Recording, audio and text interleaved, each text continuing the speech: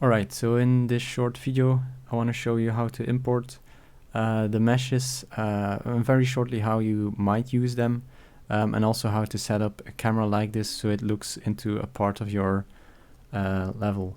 Yeah, maybe let's first go to our mux file. So I've uploaded this mux file for you guys on Leho with all the assets.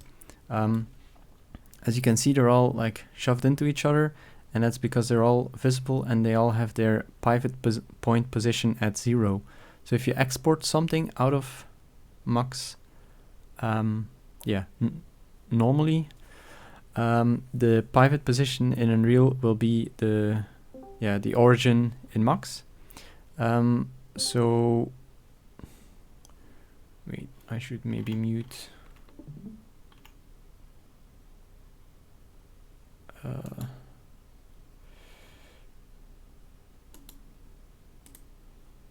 Hopefully now I won't. I'm still hearing notifications, but still. Anyway, so yeah, the pivot point position in Unreal will be the origin in mux. So it needs to be positioned first, and I've given all of these models a really quick flatten unwrap.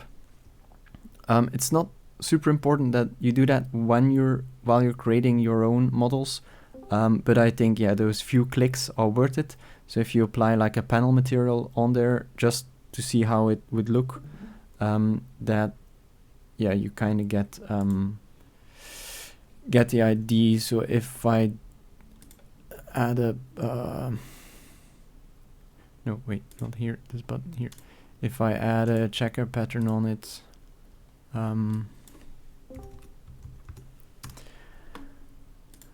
then you see it's all like okay-ishly unwrapped with simply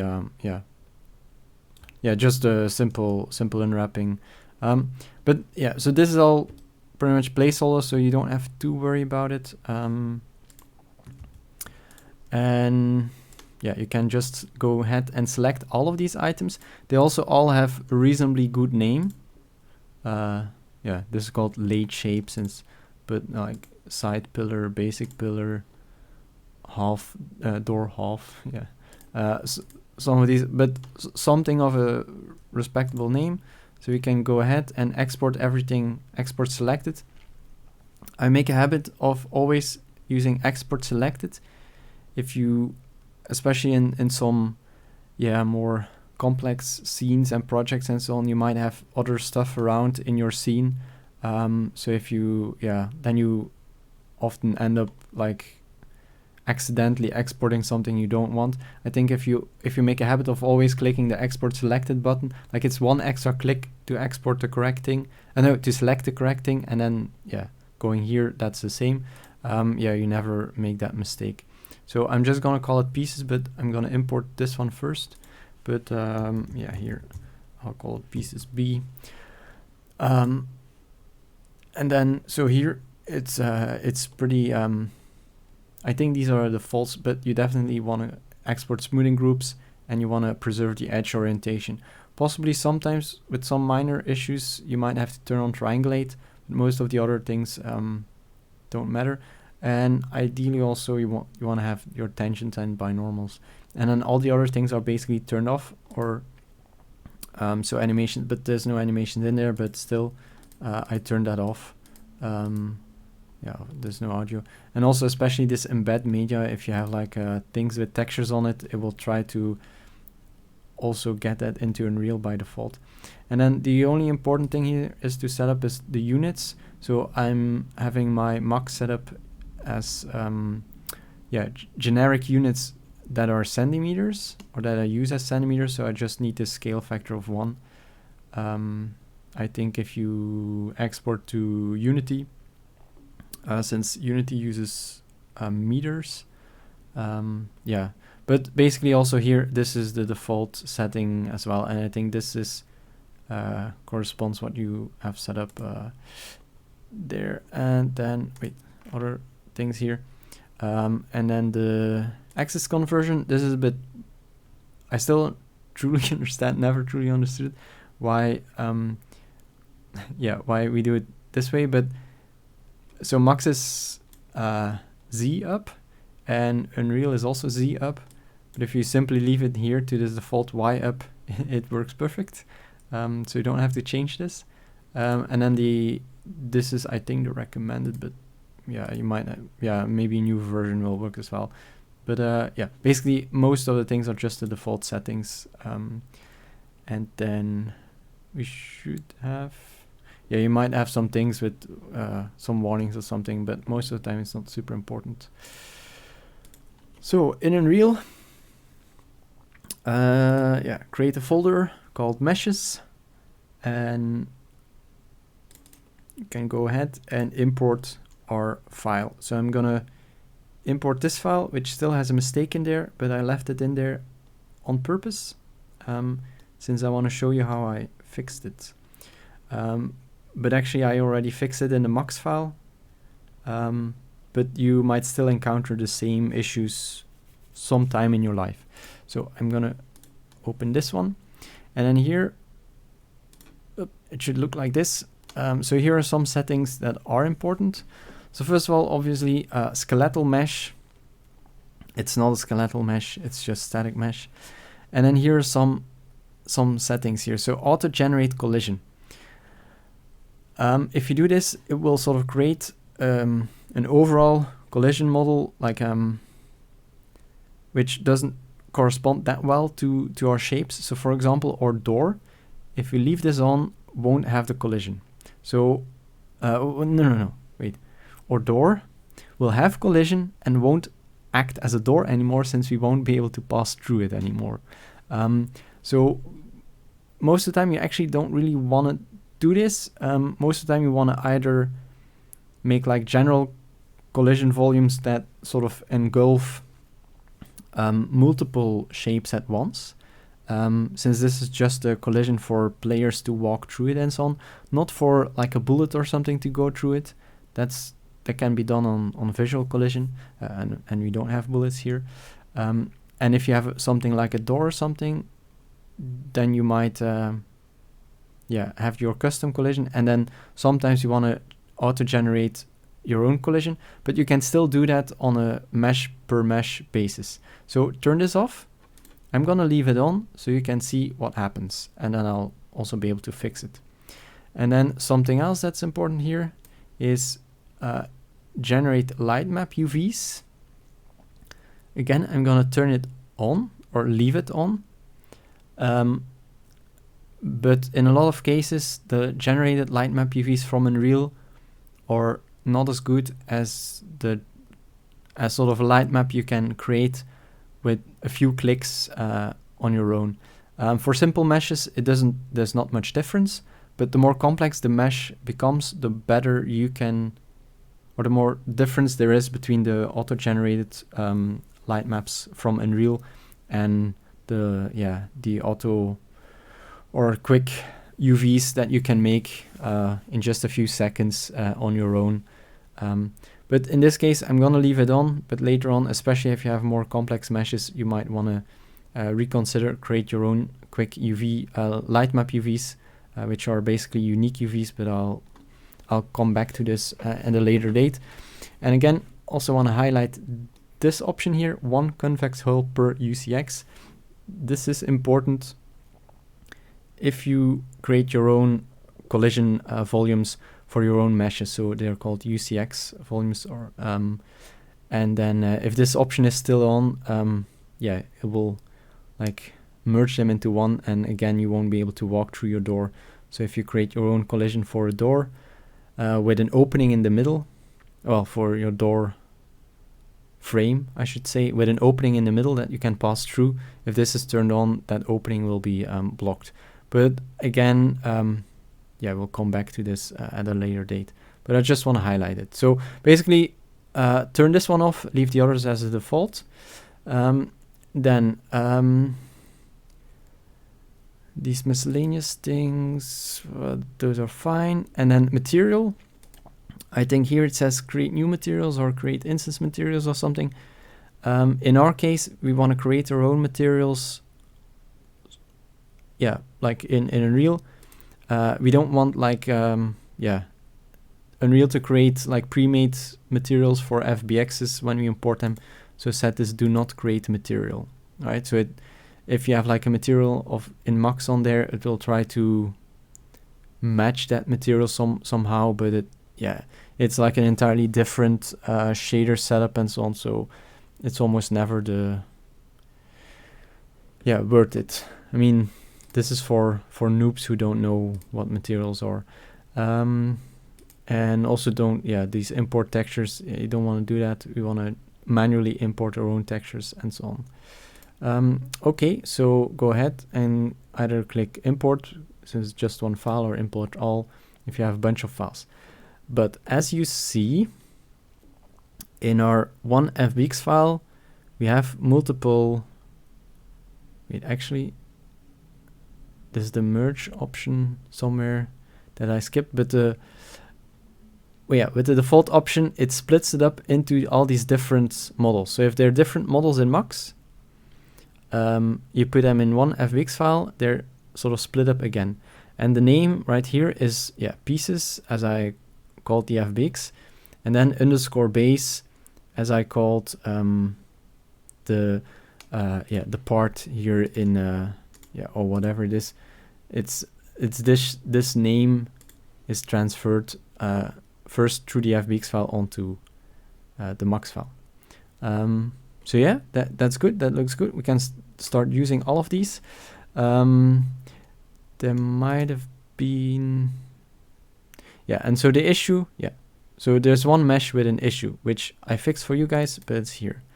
So this mesh, but you might have the same problem sometimes with your mesh.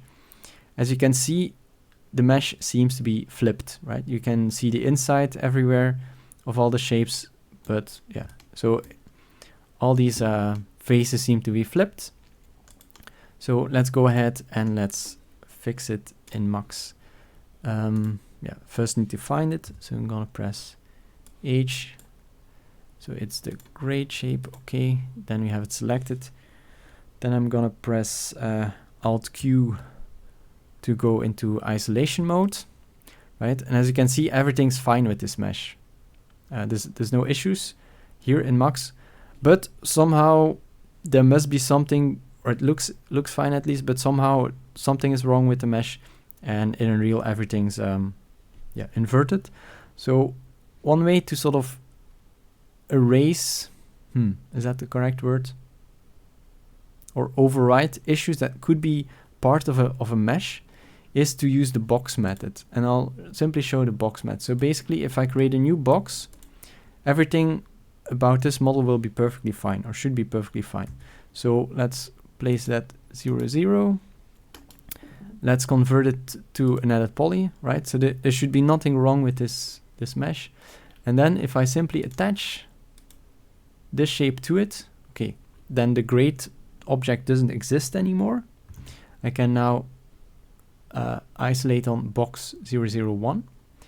I can simply take this part, delete it. So everything I have left is now actually the stuff, the geometry, the information that was in the grade model, but is now in the box model. And now I can go ahead, rename the box to grade again, and we're back where we were, but sort of in a new object, right? So it's like starting a new file or something with the same information. So this often solves strange issues that sometimes arise in Max. So it's a sort of fix that I want to show you. Now, if you fix this, or you fixed your issue, or if you upgrade the model, you also want to import it again in here, of course. So there's, that's my background. There's two ways we can go ahead. Either we and isolate. Either we select everything again, export or selected stuff, override that FBX, and re-import that FBX. That would be fine, but maybe it's annoying to always to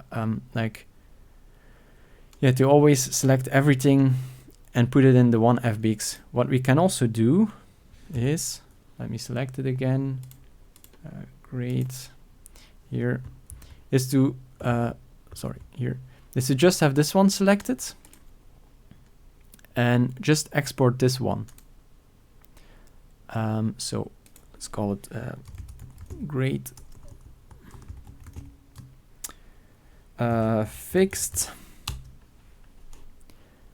Again, same options, same settings. All right. And then if let's say I use this grade a few times in my level. Yeah, so it's like used a few times in my level, so maybe 100 times. So what I don't want to do is now go to import and also create this or import this one. If I do that, I'll show you, but that's what you do not want to do. If I do that, okay, I say yeah, I import this. See, this is just a new one, right? And yeah, these meshes here, they're not, yeah, they're still just there, and this one is still just there. So I didn't really fix it. I just created a new one. It can sometimes be used, but the better option here is to open this FBX or mesh viewer, right? So this is the mesh viewer. It has a bunch of stuff here. First of all, here we can set the material. We can check a bunch of stuff, right? The wireframe and so on, the UVs, but we can't edit them. So here I have channel 0, which I think I made in Max. And then channel 1, which, yeah, this was the auto-generated light map UVs from Unreal. But you can't change it. Like, you can't grab it and start moving it or something. It's something which is, Epic is thinking about it to, yeah, to make this into a sort of light modeling package that you can actually make adjustments here. But for now, it's just basically a viewer, and these are the settings you can change. The collision here, you can change it. So we can add these different types of collisions if you want. Right now, the collision, the simple collision is this one. So it's a box with a chamfer at these edges, which is kind of fine. But yeah, this is a very simple shape. All right. But you can change it here. But for like a door frame or something, that won't work, unfortunately. Okay. So what we want to do is we want to change the source of this FBX. Sorry, the source of this static mesh. So the static mesh has an FBX as a source, which is here in the import settings. Here, the file path. So this is the source file, right, which was the pieces, but I can change the source file to the grade. Click it, yeah, select it, click here, this re-import base mesh, boom, fixed. And of course, since this is fixed, also here, the models that are inside of my level are fixed. We will use the same method if we upgrade our model, right? So if I go into Max, I add some stuff to it. Yeah, model, unwrap, make it final.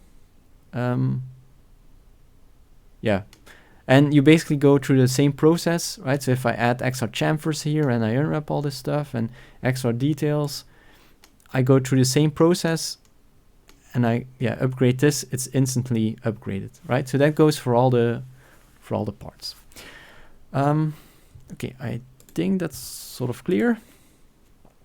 Then this camera, let's delete it. All right, so you decide on a part of your level. Wait, let's quickly build our lighting.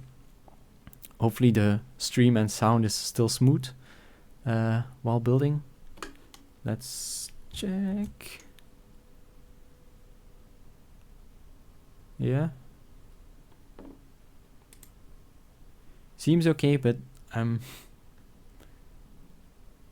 not sure. All right, so oops, yeah, right. So first of all, also here, yeah. So if there's some minor details wrong in the lighting, yeah, like here, this corner or something, don't worry, it's all just block out. Once we start adding meshes, right? The shadow, first of all, will be cast by those meshes, and they will be cast onto those meshes, so it won't be this anymore, so don't worry too much about it. All right, so let's say, yeah, you want to do this part of the level or anything else, right? Before you get started, let's create a nice screenshot. Sorry, yeah, let's create a nice screenshot, and I want to be able to create screenshots from the same position as I make progress. If you forget to do this, then it's not a disaster, but it's still nice. So it's pretty simple. You just position the camera where you think it's a good screenshot, and here you go to, you click on this arrow in the corner, and you click create camera here. Simple as that. And then you have a camera. So our viewport camera was positioned at exactly the same position as this camera object. And there's a few things we can do. So first of all, we can simply here snap view to object, which always gives us the same position again. Right, so snap view to object, boom.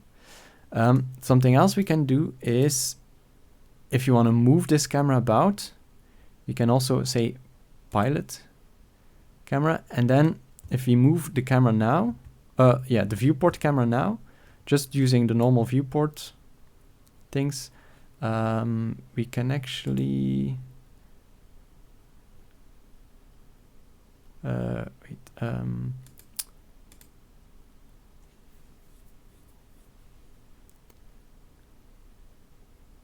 here,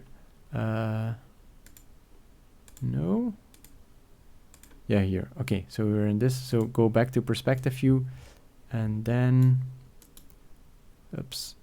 snap view to object. See, so this is now the new position. So you can also move it like while looking into it.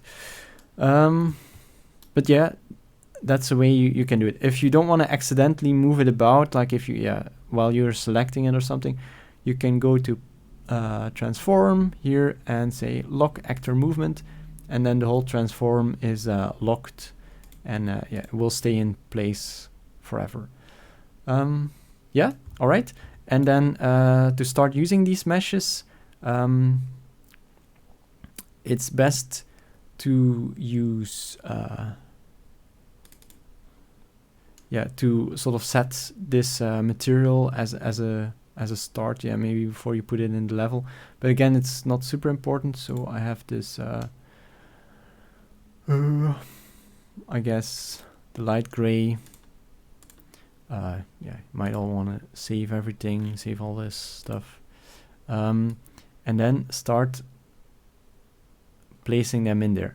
Now the thing is, you can sort of place them everywhere, but as you let go, as you can see, it snaps to the grid, and if you move it, it also snaps in grid grid-sized increments. But yeah, then you start playing with Lego. So you, have a look at your reference, make a super simple childish sort of sketch, because while you're making the sketch, even if it looks super crappy, don't worry about it. You're sort of planning everything through in your head, whether you notice it or not, and it will help you a lot, instead of just like staring at your screen here and thinking, oh, what should I do in this block? What should I do? Just but yeah, so you can scale those meshes. You can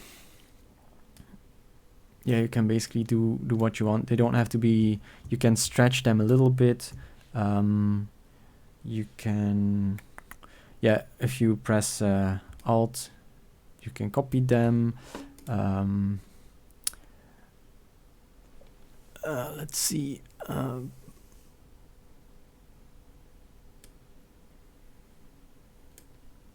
Again, that will snap.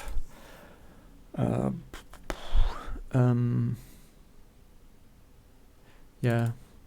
I'll change the material right away.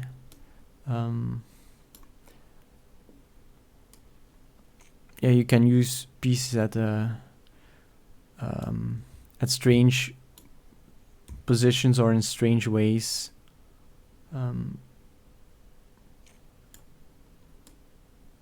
unexpected ways if you want. Right, so this is like a, yeah, or used to be the piece of the door.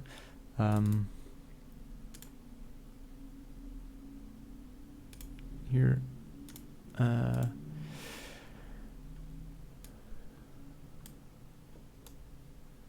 not this one. Wait. Oh no, yeah, I do want this one, but I want to have it.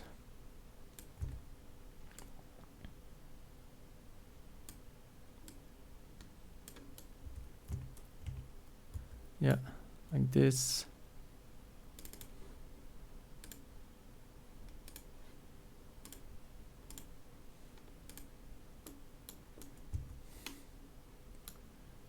All right.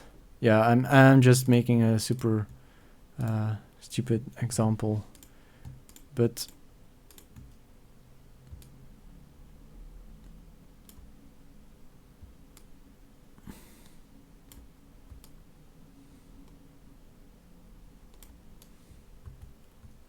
yeah. So yeah, yeah, the hallway is not very long, but yeah, and then especially do something with the wall. Sorry, the ceilings as well. Ceilings.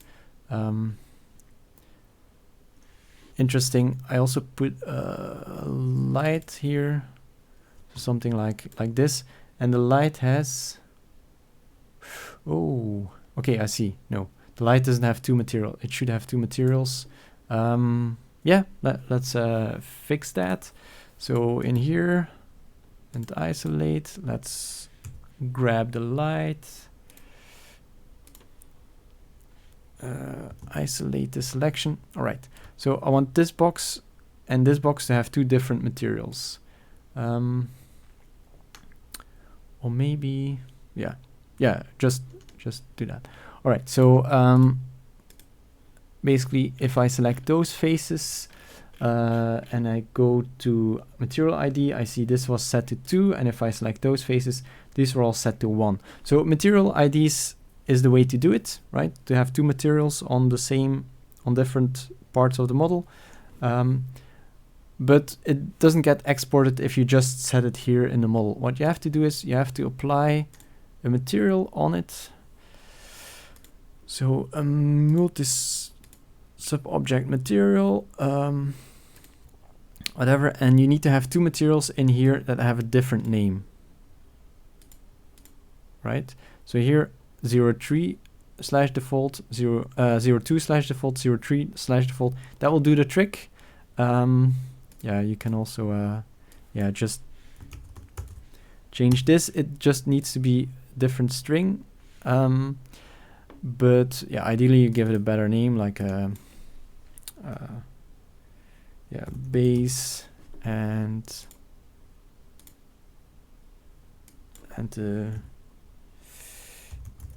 missive, I don't know, or like the light source or something. And yeah, ideally also if you give it here just quickly a different color, yeah, it brings up this, right? So you can preview it if you, oops, so like, wait,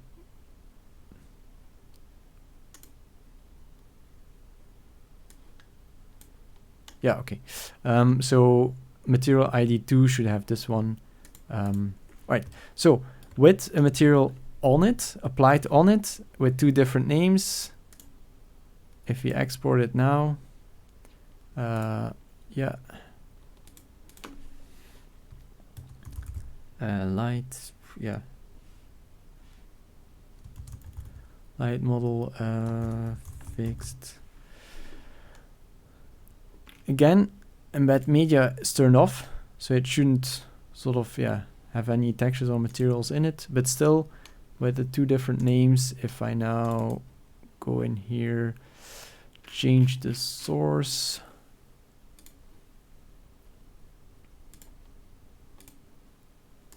hit re-import, to fix, right click on the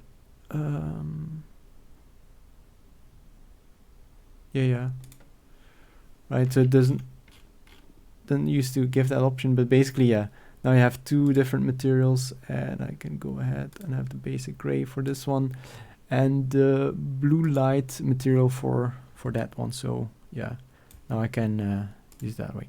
All right, so yeah, then you can also place that in. Oops, wrong buttons on the keyboard. Yeah.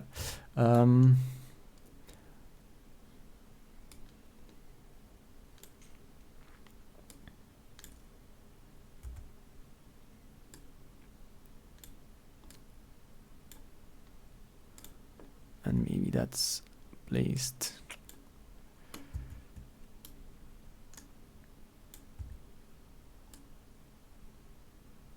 All right, and then for this final adjustment, unfortunately, I'm gonna have to reduce this, but then immediately set it back so I can use this easily a few times. Oops. And let it snap with all the others. So all these things are all snapped on the grid of 100. Then set this material.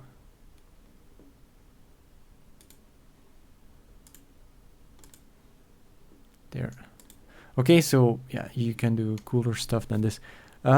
I think that's pretty much everything covered. I think especially Nico's live stream will show you a more serious example of using modular meshes and so on.